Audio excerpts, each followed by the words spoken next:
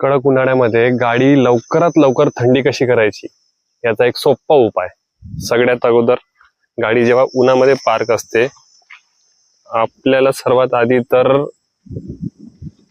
आतमधली जी गरम हवा आहे तिला बाहेर कसं काढायचं त्याच्यावरती उपाय करायचा। सर्वात अगोदर तुम्ही आपले डोर्स ओपन करून घ्या।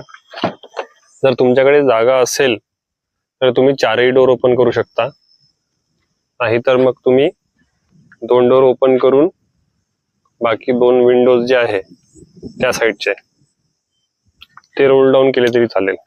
याच्याने काय होणार, आतमधली जी गरम हवा आहे ती रॅपिडली बाहेर निघणार। तर गाडीच्या आतमधलं जे टेम्परेचर आहे, जी गरम हवा आहे ती लवकरात लवकर बाहेर निघेल। ठीक आहे, आता तुम्ही आरामात बसू शकता।